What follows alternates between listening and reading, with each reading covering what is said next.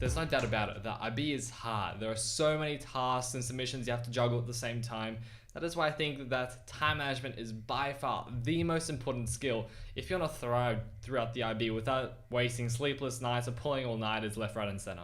So there's probably a point of time where you have 6 submissions during the span of 5 weeks. So by the time you get to the last submission, there's no way that without time management skills, you'll be able to pull off that last IA exactly to the standard like your first IA. There's just no way.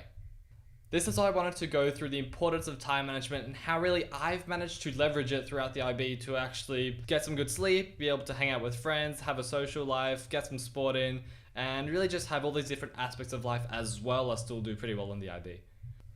Something you might have seen before, I only came across this recently and it pretty much sums up what I was already doing, and it's the Eisenhower matrix, where pretty much it ranks the different tasks according to its importance and urgency.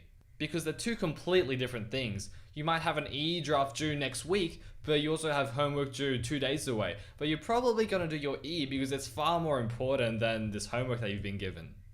So the first rule that is pretty obvious, but just want to point it out, is that if something is important and urgent, do it now. There is no reason why you shouldn't be doing it.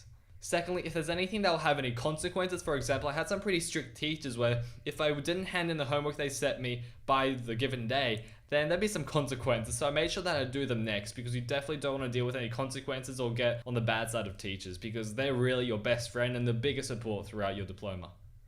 But overall, something really important to mention is that what you're assessed from day 1 of your diploma, you're going to be assessed in your final exam 2 years later. So you really want to make sure that you never skip out on doing your coursework, even if you have an IA due.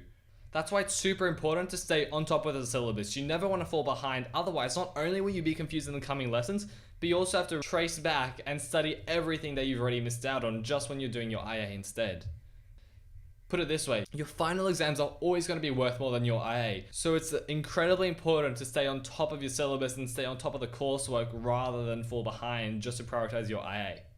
But that's only if you're in the really worst case scenario. So now what we're actually going to do is talk how to get ahead and how to get a head start as well for your time management.